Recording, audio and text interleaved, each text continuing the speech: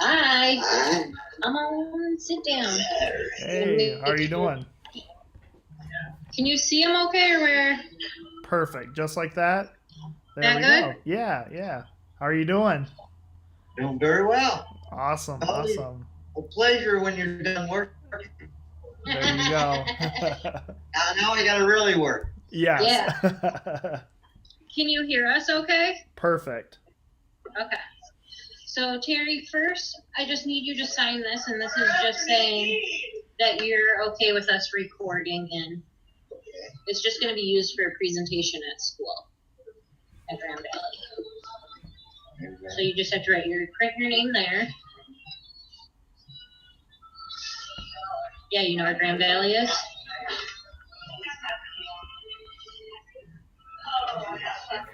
Been there a few times. You have? Yeah. And then you just have to sign.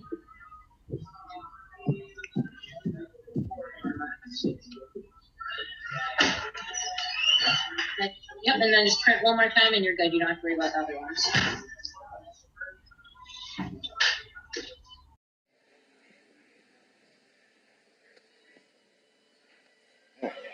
Perfect.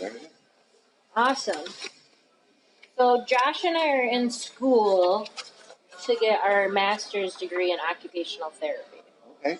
Okay, so I'm going to read this short little introduction to kind of explain what we're doing today, okay?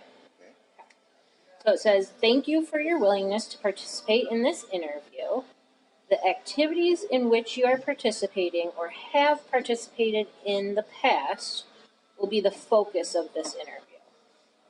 The purpose of this interview is to help us understand how you view the activities you engage in, how you benefit from these activities. However, instead of using the word activities, we're going to be using the word occupations. Okay. Okay? This word refers to all of the tasks which occupy your life and have meaning for you. When I ask about your occupations, I'm not referring only to your paid job like here at Roasted Toast, but to any activity that you occupy or occupies your time. Your occupations may include activities such as things you do for yourself, for others, volunteering, hobbies, care of a home or a yard, leisure interests, or jobs. Try to think about the wide range of things that occupy your time when you talk about your occupations. Got it so far? Any questions? No. No? Okay. Feel free to ask us any questions. Josh is here too. He might chime in whenever. Okay? So, to start off, the first set of questions is going to help us to find out things that you do. Okay? So, please complete the following sentence. The most influential and enjoyable occupations in my life have been. Well, I would say traveling Okay? with my family. Okay? I have not been able to do a lot of it because of my work ethic. You know what I'm saying? And we have a really funny dog, so that dog helps us out therapeutically. Okay? Okay? Yeah, And what kind of dog? it is a mixture between a blue heeler Mm-hmm. and a black Labrador. Aww. Very, very fun dog. What's its name? Her name is Charlie Girl. Charlie Girl? Cool. So what other activities do you do? I like to hunt and fish. Okay. That's relaxing to me. I like to ride my bike, of course. That's how I found out about you. When I can. Yeah. Basically, I'm a music man. I like to listen to a lot of types of music. Okay. Do you have a favorite genre? Not really. No. You like everything? Everything. Okay. Is Petoskey your hometown? No. No. Where'd you grow up? I grew up in Valparaiso, Indiana. Oh. And I moved up here in '63. Okay. With my grandparents who had inherited a house in Harbor Springs. Okay. And then I lived in Harbor for approximately 35 years before I got married. Okay. And then we moved to Petoskey, all around Petoskey. Okay. All right. So Which occupation do you want to pick, Josh? For question number 2. For question number 2, out of all of those, I mean, maybe we could start out with kind of traveling. Do you want to start off with that one? Sure.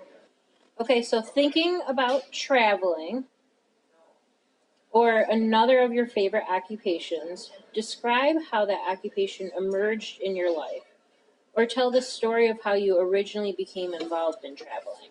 Well, as a young person, young boy growing up in Valparaiso, Indiana, my parents were kind of split apart because my real father was in the Army. He was an airborne paratrooper. Oh, wow. So I didn't get to see much of him. And my mom was studying law school to become a lawyer. Okay. So I didn't get much to see of her till later in life, of course. And we lived with our grandparents, and they just liked to travel. We had relatives all over the United States. Like road trips? It was a lot of road trips. Camping? We did some camping, Okay. a little bit, but it was just more traveling to the cities and seeing parents or relatives, Okay. stuff like that. Do you have like a favorite place from your childhood that you remember traveling to? I don't really. One place that captivated me was Sioux Falls, South Dakota, Oh, yeah. because when I went there, I was 7 years old. How old are you now? I'll be 64. 64. Down. Okay. And all I remember was the main road was a dirt road. Mm-hmm. And it reminded me of an old Western movie. Oh, yeah? Coming into a town, and an old dirt road. Like that was, dust blowing kind of? Yeah. Uh-huh. All right. So imagine you could carry over any occupation from your childhood into your life now. What would it be and why? Well, for 35 years I was a professional painter. Okay. But due to Michigan laws, I lost my vehicle, all my equipment from a DUI. Okay. I was lucky not to go to, prison or anything, but I figured the jail time, sitting in jail, was making me think. Maybe I think things differently in life. Yeah. And try to smooth things over where some things were rough in my life at that time. Yeah. But I did enjoy painting very much. Okay. And eventually I got my wife involved in the business, and we worked together. So that's something you wish you could go back to? Oh, yeah. Yeah. Okay. Was it like painting interiors of homes? Both? Both out, exterior, interior. Wow. All right, let's see here. Number 4. Imagine yourself doing. Pick another occupation, Josh, for number 4. Let's choose just biking. Okay. Oh, bike. Yeah. Okay, so imagine yourself biking. Describe the setting in which you most enjoy it. I like it when you can bike around the lake, because you get to see a lot of the wildlife out in the lake, and you actually meet more people that way. Yeah. So it's a good contact type thing. Well, that's how you got your bike, right? Supposedly. Tell Josh a little bit about what happened, because he doesn't know. Supposedly, this rich lady from Ohio, Akron, Ohio, comes up twice a year just to bike, and she does the whole strip. And I had an old bike hiker, and at the time, she thought it would be nice that I updated my bike. And she talked to the owners here at Roast and Toast, and they said, "Yeah, we think Terry could use a new bike." But I never had the courage to ask anybody, right, to help me get one. Sure. So that was really a surprise to me on Christmas Eve.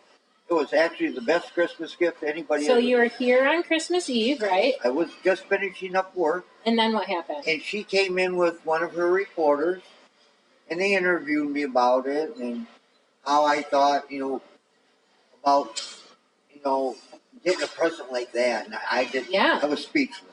I had to give her a hug, of course. Yeah. And no one's ever done anything that nice for me. It's cool. but I never really asked anybody. I'm the type of guy, I like to get things on my own. Sure, you want to work for it, right? Independent. Yeah, yeah, And I instill that in my two daughters. yeah, I want to see you independent. I don't want to see you have to rely on other people to get you by in life. yeah. You'll be stronger, wiser, More determined, right? more determined. Yeah, for So, sure. All right, so what are we on, 5? we're on number 5. How do you expect the things you do will change in the next 10 years?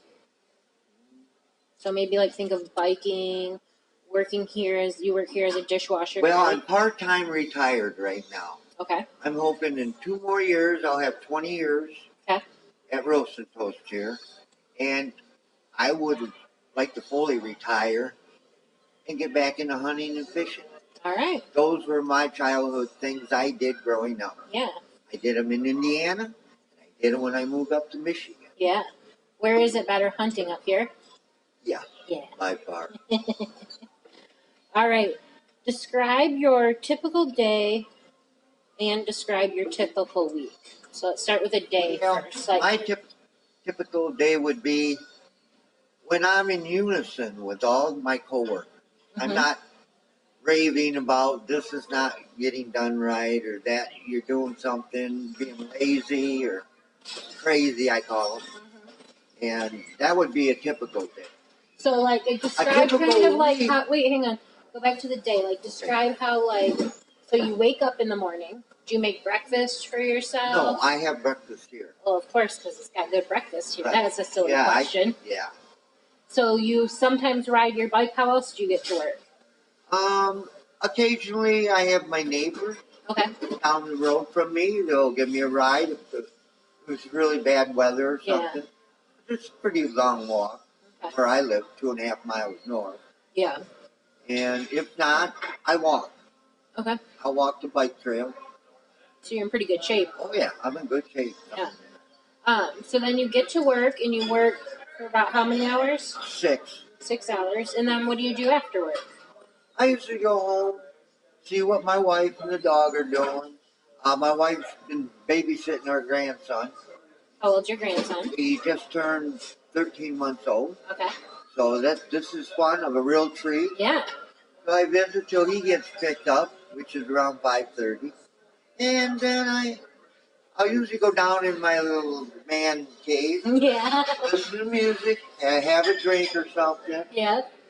Or maybe I'll go down there if there's a sports game on. I do like to travel to sporting events. Okay. And that's a big plus in my life. Which, do you have a particular sport or all sports? No, I like all sports. All sports? All right. All right, let's move on here. Oh, you were going to describe your typical week. Typical week would be if I don't get hurt, whether at home or at work. Yeah. The idea of making sure I have enough money to get me through the week, that's a tough thing for everybody. Because most of the time, I have to live on tips till we get paid every 2 weeks. Right, yeah. Some weeks you got to live on your tips. Yep. So you have to scrutinize things, make them work for you. Yeah. It can get stressful sometimes. It can. It's probably harder on my wife than it is on me. Yeah. I just seem to deal with stress better than she does. Yeah. Like I said, I get to play with the dog. Yeah. Our dog's so much fun to play with. All right, so call it the third child. Oh yeah. So we're gonna move on to the next section, okay, Josh? Everything's you're still hearing everything okay? Yeah? Okay. All right, so this says that gives me a good understanding of the things that occupy your time and your day. Next, I'd like to ask you about the ways you benefit from your occupations. So like the ways you benefit from your occupations or your activities. You're on camera. Huh? I said you're on camera. Oh. I was just going to say. It just went off. Yeah. Something that one of his. Come closer so Josh can hear you. One of his talents. Can I just tell him about among his many talents. Sure. But one that probably most people don't know is he's got a tremendous singing voice, and he knows the words to, you name it. A lot of songs. I grew up in music. But all genres. It is amazing. It is amazing. I don't know how to do it. But So maybe you'll have to sing a short little song at the end. Don't you think? We'll see what's playing. That'd be awesome. Let's do it. I can do karaoke without the machine. Awesome. Yeah, we're doing an interview for our occupational therapy program. And so we had to interview somebody in the community that we didn't really know. And I just remembered the article about him and the bike, and I was like, he'd be a really cool guy to interview. Yeah. So yeah, Awesome. it's fun. Thank you. All right. All right. All right. We're Of on. Northern Michigan. Okay, now. Okay. So now we got to pick another occupation, Josh, for number 1 of section 2.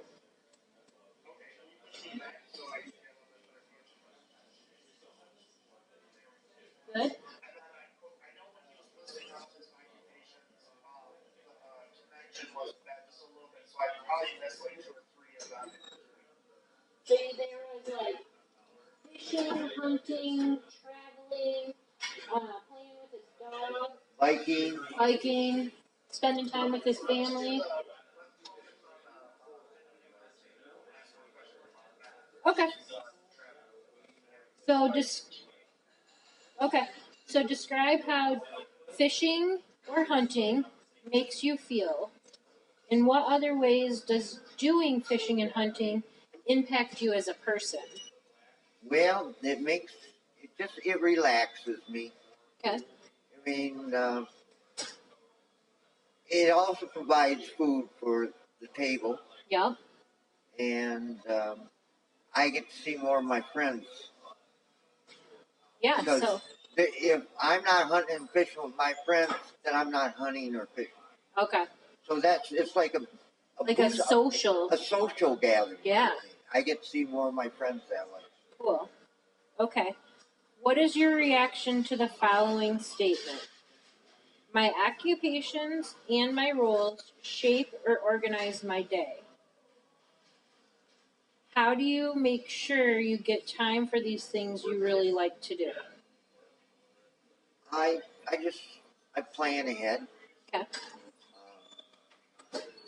Like if I know a day ahead of time of some things I can do with other people or by myself, I write them down. I write them down at home. Yeah. And then each day when I wake up, I look at it. All right, I'm gonna try to get this in today. Yeah. Or that in today. And then if I can't, then I'll try the next day. All right. Perfect answer. All right. We're halfway there. Are you getting tired? No, not after working. Talk about the relationship between your quality of life and the occupations in which you participate. So basically, the level of satisfaction you have with your life. Well, I'm very happy Yeah. right now because I have my oldest daughter living with us. Okay. She moved back down from Marquette. Okay. And of course, my youngest daughter and her husband and the grandbaby. Yeah. They live with you too, or they just visit a lot? They just visit. Okay. And it sounds like you're able to participate in a lot of the occupations you enjoy. Oh yes, I. All right. So we're gonna move on to the next section. You good? Sounds good. Okay. Rocking the saddle. Yeah. How would your life change if you were no longer able to participate in fishing and hunting? Oh, I would find other things to do, like sports. Okay. Sports is good exercise. It keeps the body healthy. What if you couldn't bike anymore? Well, if I couldn't bike anymore, I'd have to do a lot of walking. Yeah. And walking's good for you too. Yeah, it is. What do you think makes fishing and hunting so important to you? Why are you compelled to participate in that occupation? Well, because my family grew up in that environment when I was very young, and I fell in love with it too. Yeah. The fact that I could go out and do things like they did, Mm-hmm. and just get out of the house. Yeah. It was a way. That's what motivated me to having a good work ethic. Yeah. You know, to be, if my grandma says, "All right, you boys are going to go out and get squirrels and rabbits so we can have dinner," that's what we did. So did you make like rabbit soup? Stew, Rabbit stew? rabbit stew or rabbit pie. Do you rabbit pie? Yeah, Yeah. Do you still make that? I haven't. I haven't gone hunting in a little while. Yeah. All right, let's move on. Please complete the following sentence. Through the occupations I participate in, I would describe myself or identify myself as. So through the activities you do, Okay. you would describe yourself or identify yourself as traits, roles. Oh, I'm definitely a role model for people, Role model for your kids. not just for my kids, for my younger coworkers. Okay.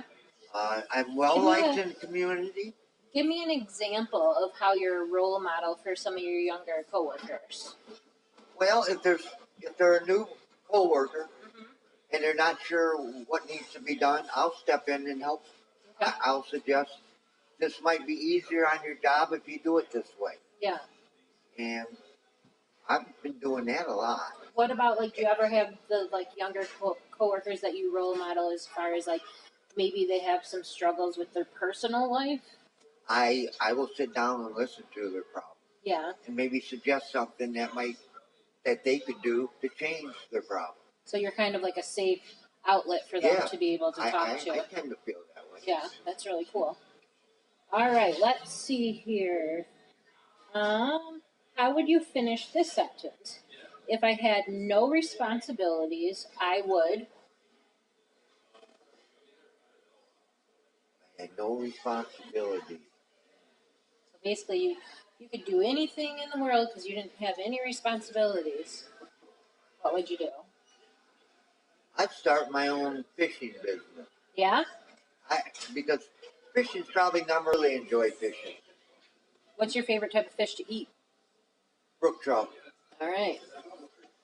Okay, we're moving on to the next section. Okay.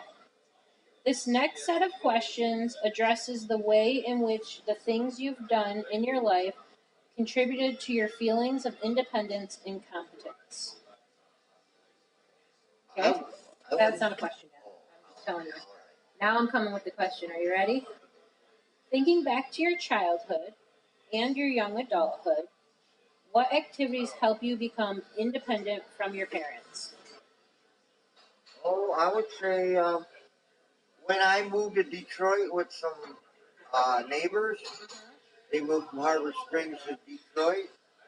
I kind of moved with them because I wanted a taste of the big city life. Yeah. And I liked it a lot, but I realized I did have to come back to Harbor Springs because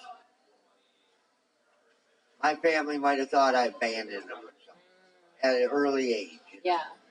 Most people, when they're young, tend to want to break away from the family and do their own things. Yep. Well, I was kind of that way. But in a way, you get heartbroken when you don't see people you live with all your life. And yeah, I came back. But that would be my biggest thing. If a person wants to go somewhere and do something in their life, I think they should do it. Okay. Because who knows, life's too short. We may never have a chance to do it. It's very true. That was like my daughter taking me to Valpo here last weekend so I could see the old house if it was still there.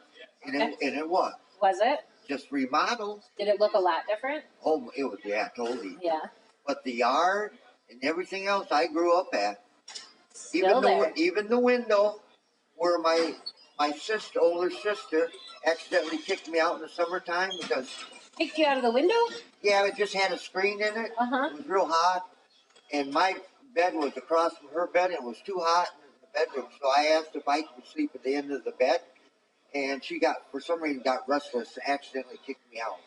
But I didn't get badly hurt or anything. Was it like from a 2-story or? Two stories. Holy crap. Yeah, I landed, thank God I landed on 2 pillows. Yeah. And these big roots, tree Yeah. roots. And they kind of bounced and they cushioned me. Oh it my was gosh. a crazy life. That's a crazy story in itself. Yeah. Yeah. All right, let's see here. On a scale of 1 to 10, with 10 being highly independent, please rate your own level of personal independence today. 10. That's what I thought you were going to say. How would your independence be affected if you were no longer able to Work? Yeah.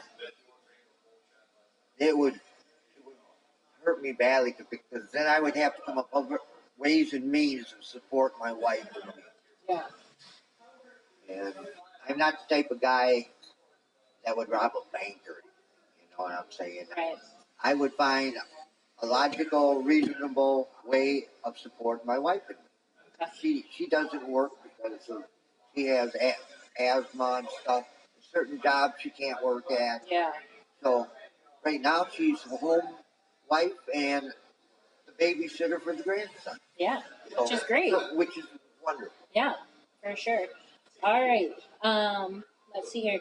Describe a specific incident or challenge that required you to assert your independence.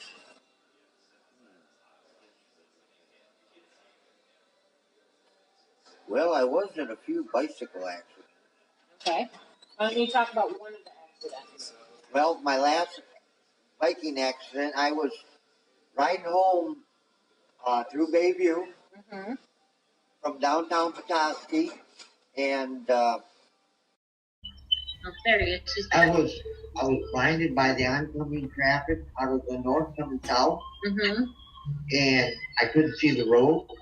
I went down a ravine, and the last thing I remember was the EMTs coming. I heard the ambulances and I heard a police car, and I didn't know what was going to happen. And all I could think of was, how's my wife and kids going to get by? Yeah. For some good grace to God, he was there with me, or my guardian angel. And you walked away uninjured? No. They took me to the hospital. I was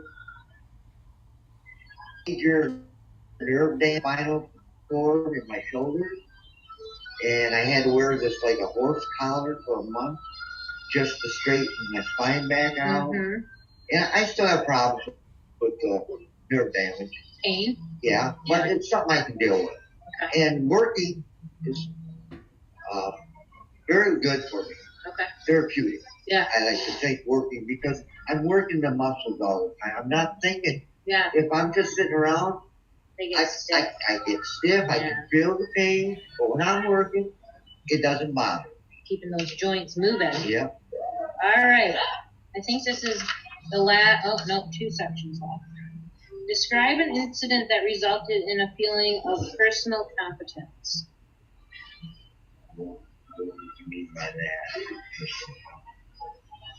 that? I would say like how you were describing helping your coworkers, right? Like you're very confident in how to run this place. By the end of the day, if the whole restaurant is running smooth, by the end of the day, I feel like I've accomplished something. Yeah. You know, everything, especially because summertime. If you swear at a coworker, they're not gonna want to change things. They're gonna want to not be around you. Right. Shut down. They'll shut down. Right. Yeah. Okay. Now, just the opposite. Describe an incident which left you less proficient. So, is there ever something at work where, like, no, I have not felt anything to keep me from doing my job. Okay. Please complete the following sentence. I have developed into a competent person through being involved in. I would say family members. Okay. Spending more time with my family, helping them out when I can. Okay. My wife's a good listener, so I do believe that. Who do you learn from? Well, it's not who do I learn from. I'm basically remembering what my elders told me growing up. Okay. And if they were good remarks, good ideas, I use them today to get by. And my grandma always said, if you're doing something and if it doesn't feel, you get a gut feeling, like whatever you want to do, it doesn't feel right, don't do it. Okay. So I live that way. Yep. You had a pretty smart grandma, huh? Yeah. Okay, let's see here. Please complete the following sentence. Nope. It is important that I feel confident because. So confident, like I feel like I understand things around me because. I communicate well.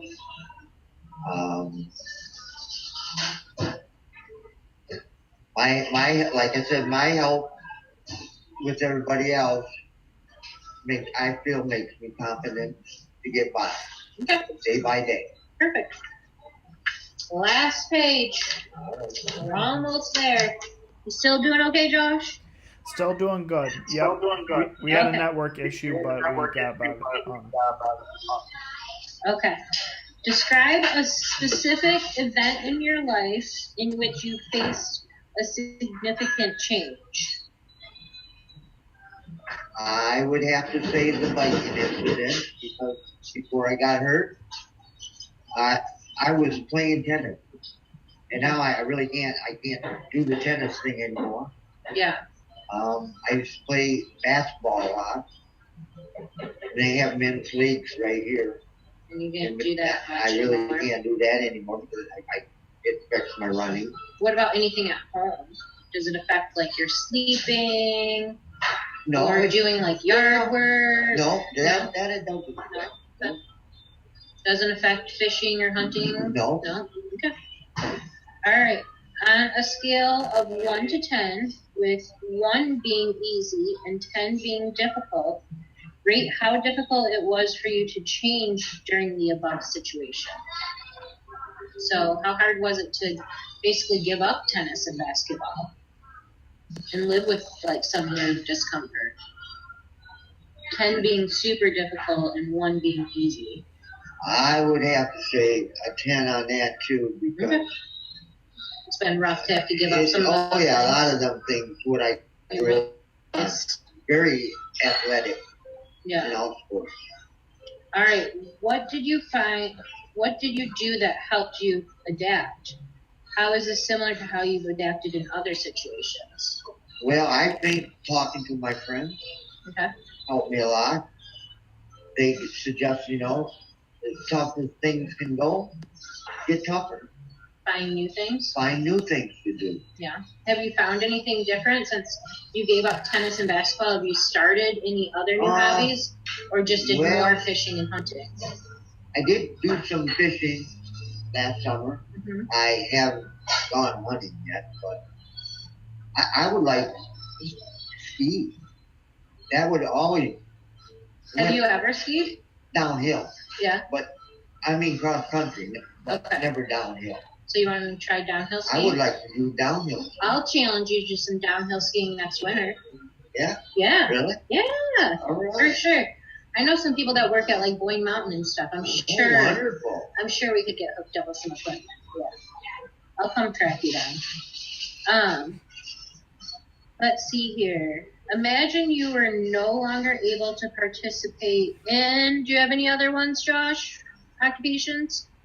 Nope, just keep going with what you got. Yeah, thanks. Imagine you're no longer able to participate in playing and taking care of your dog. What activities do you think you would substitute for that and why?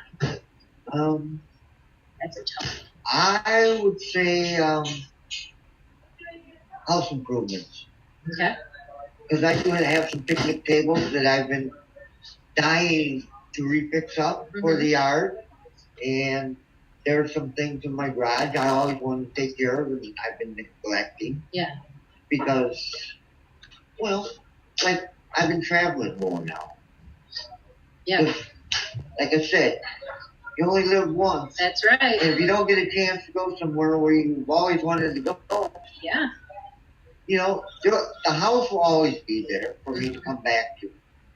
But the opportunity to go somewhere else Yeah. may never be there. Very true. You know, Yeah. I might have the free time and somebody else won't. Right. See, that's what happened to my daughter and me. Our third party backed out, which caused, we went down to Chicago for the St. Patty's Parade and the coloring of the river. Awesome. Saw a lot of Chicago, but it cost us a lot more money. Because the third person backed out. But you still did it. We did it. And was it worth it? It sure was. Awesome. Took tons of pictures. Perfect. All right. So conclusion. That is all the questions that I have. Is there anything else you would like to add about your occupations and the impact they have on you? No, I've been very grateful for Roast and Toast. Keep me on for 18 years. Yeah. You know, when, like I said, I lost my painting business, and on my birthday, I came here. Drive a car anymore because I lost my license, but I could bike. Right. And I was $200 short of my rent because I lost my job. And they gave it to me. Wow. They gave me the money for my rent. Mm-hmm. And a week later, I started here, and I haven't stopped since. That's amazing. And whenever I needed help, Bob and Mary Key were always there for me. That's great. They're like my mom and dad. Yeah. Even though I'm older than they are. But they're still like my mom and dad. That's awesome. They give me the best advice. And I'm sure they really appreciate all the devotion you put to the business, too. Yeah. You know, it's a lot of commitment, 18 years. I tend to think that I do bring some people into the place. Oh, I'm sure. They see me. You brought me in. At one time, my nickname at Roast was Mr. Roast. Yeah. That's what people know me. Little kids will go, there goes Mr. Roast. You know, That's awesome. Josh, do you have any questions? No, I think that's it. I think we should have him end with a short song. Whatever he feels comfortable doing. Which one? You pick. Just something short. Let me see what's playing first. He's going to see what's playing. Okay. I know twice we had an issue with the network, but it was only maybe like... Stuck in the middle again. I can't remember the name of the band, but I got it. I could remember the name of that band. I need to start the song. I jumped into the song. I need a song that starts out where I catch the first verse, then there's for some reason the rest of the verses seem to follow suit. It's okay. Is it too much pressure to just sing? No. A lot of times though, when I'm in really happy moods and stuff, I sing more than most of the time. I concentrate so hard here because there's so much to do in that kitchen and keeping the kitchen up. And all right, I think we're gonna end it, Josh. Okay, sounds good. We I'll appreciate call it you so after much. I drop Terry off. Okay, thank you so much, Terry. And I'm in the Petoskey area a lot. My girlfriend lives in Petoskey. And she comes into Roast and Toast a lot too. She loves it there. So maybe I'll see you one of these days. We try to make it a home affair type setting. There we go. Perfect. And I did like that in Chicago because there was a lot of places that made you feel like you were at home. Right. That's awesome. And that's better communications among people. Uh-huh. And I will say, police officers are the greatest people in the world because they saved my daughter and me so we could get our car, which was 3 subways underground. Oh, my. Locked doors, no way to get to it. And those 2 officers in Chicago found a way for us to get back into the central building and our parking pass, and get our car, and then go. Then we left and went to our motel room until the next day. We came back in. Wow. But we never parked on the ground. Yeah, lesson learned. Well, thank you very much, Terry. This will be one of many times that we'll have to meet up or something. And very good, Josh. Yes, because you've been awesome with this interview. So I really appreciate it. All right, bye, Josh. See you later. Bye. Thanks. Bye.